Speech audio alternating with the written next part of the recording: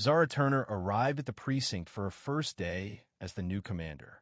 But before she could even enter, she found herself surrounded by 3 officers who had no idea who she was. They immediately started mocking her, making threats, and intimidating her. Zara remained composed, not reacting to the insults, and walked past them into the office where she now held the highest rank. But instead of seeking revenge, Zara had a much bigger plan in mind.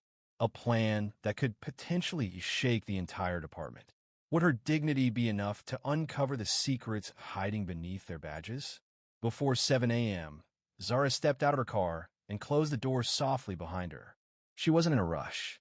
Everything she did, even on her first day, was deliberate and measured. She wasn't in uniform, wearing simple black trousers and a beige blouse, deliberately trying to blend in. She wanted to observe the precinct waking up before making her entrance. Clutching a sealed envelope under one arm, she stood alone in the parking lot, checking her phone to confirm her meeting with a contact who would provide her with some last-minute documents. Just a brief exchange, no more than 5 minutes. But before she could wait any longer, the atmosphere around her shifted. "Hey!" A voice sharply called behind her. Zara turned around slowly.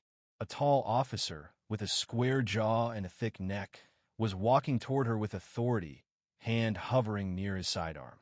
His stance screamed suspicion. "This is restricted," he said, his tone stern. "I need you to move away from that door." Zara met his eyes without flinching. "I'm waiting for a document transfer," she replied calmly. "It'll be quick." He scanned her, stopping briefly at her shoes. "Uh-huh," he muttered. "And who are you waiting for, exactly?" "Zara," she said simply. "Zara Turner." The officer paused, his expression unmoving. "And why should I believe you?" he challenged, his voice thick with doubt. Before she could respond, a second officer arrived. Young, with a blonde ponytail and a sharp, eager look in her eyes. "Rick, what's going on?" she asked, her eyes flicking from Zara to the officer. "She's here for some mystery file," Rick muttered, a smirk spreading across his face. "No uniform, no badge. Doesn't look official." "Yeah," the second officer scoffed, folding her arms. "If you're not staff, you need to move along." Zara reached into her jacket pocket slowly, pulling out her ID and holding it up without haste. She didn't push it in their faces. "Here's my badge," she said, her tone still calm.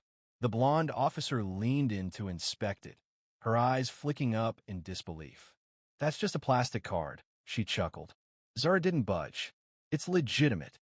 Rick scowled and took a step forward, raising his voice. "You've got 10 seconds to leave, or I'll call it in for trespassing." Zara didn't flinch. "I'm going inside now," she said quietly.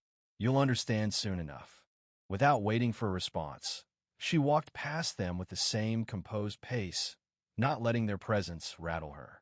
As she approached the door, Rick shouted after her, his voice laced with authority. "Stop right there. I gave you a direct order." Zara stopped, turned her head slightly, and met his eyes. "I haven't done anything wrong," she said evenly. Rick, furious now, took 2 strides toward her. "Refusing to comply is grounds for detainment," he said, his voice a mixture of anger and frustration. "I'm not refusing," Zara replied quietly. "I'm walking into work." The second officer, Jenna, scoffed. "Sounds like someone's trying to talk her way out of trouble." "Do you treat all women like this?" Zara asked, her voice icy but controlled. "Or just the black ones?" Jenna laughed, but it was a hollow laugh. "Only the ones who act guilty." Zara didn't raise her voice. Her words cut through the tension. "Do you treat all women like this?" The tension in the air was thick. Zara simply turned and walked past them, never letting her gaze waver. Behind her, Tyler, the youngest officer, watched but said nothing. He looked like he might speak, but didn't. Inside the office, Zara wasn't there for confrontation, but for something far more impactful. It was 8 a.m. when the conference room doors swung open and the officers froze. Zara stepped inside, now in full uniform. Her brass collar gleamed under the fluorescent lights. "Let's begin," Zara said firmly, her voice steady and commanding. "I'm Commander Zara Turner. I've taken leadership here, effective immediately." The room fell into uneasy silence, even those who hadn't witnessed the earlier events outside. You've all seen leadership changes before, Zara continued. But this one won't be about rearranging desks. It's about culture, accountability, respect. She clicked a remote in her hand, and a black and white photo appeared on the screen. A young man in uniform, his face calm and resolute. The name below the photo read, Officer Darnell Turner. "This is my brother," Zara said, her voice unwavering. "He served with honor for almost 10 years. Never missed a day, never failed a call, and then one day, he made a mistake. He filed a report, told the truth, and for that, they reassigned him, then fired him. All because he stood up for what was right." The room was still. Zara clicked the remote again, and the screen flashed a simple, striking quote. "Character is who you are when no one is watching." Zara turned back to face the room. Your job starts with your badge, but it doesn't end there. It starts with who you choose to be when no one's around. The silence was thick, but Zara wasn't finished. She leaned forward, eyes sharp. "I'm not here to humiliate anyone, but if you embarrass yourself with your actions, I won't protect you from the consequences." Zara walked out of the room without another word, and as she passed through the door, she could feel the weight of their eyes on her. She had exposed their hypocrisy, and now it was up to them to decide what they'd do with the truth. That evening, as Zara sat at her desk, she replayed the footage of her confrontation outside.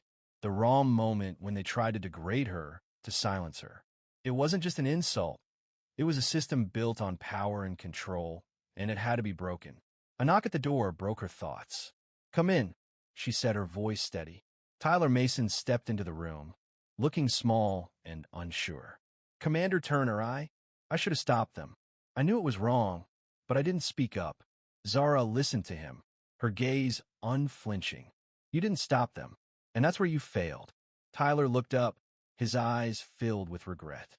"You didn't speak up, and silence is a choice," Zara said calmly. "You need to learn how to stand up for what's right, even when it's difficult."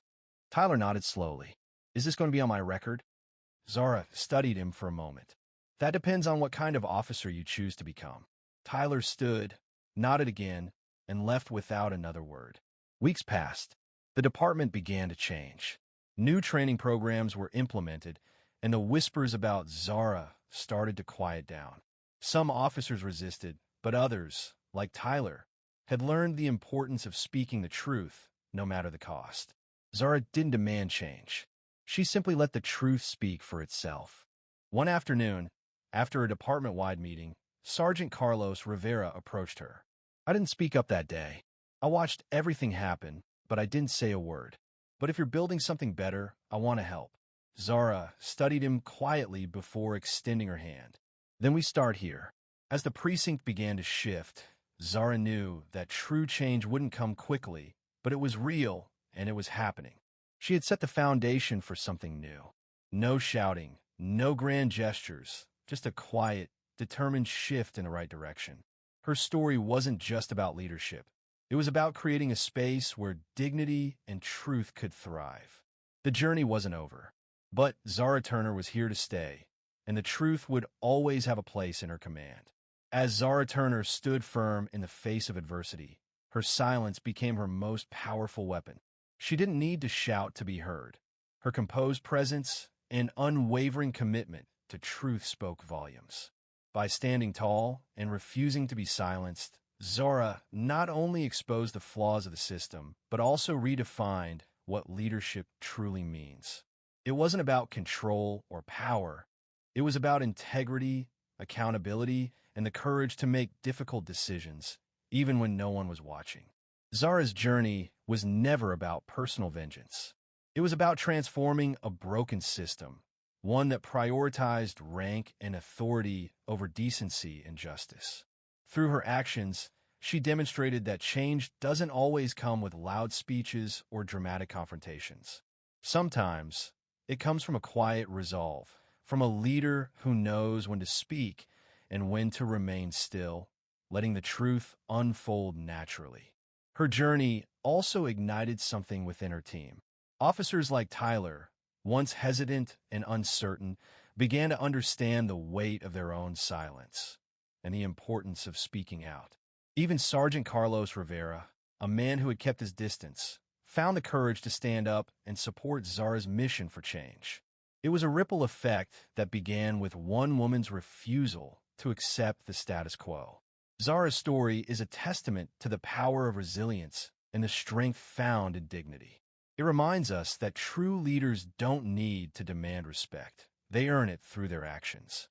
And while the road to justice may be long and challenging, Zara Turner's story shows us that every step forward, no matter how quiet, is a step closer to the change we all seek.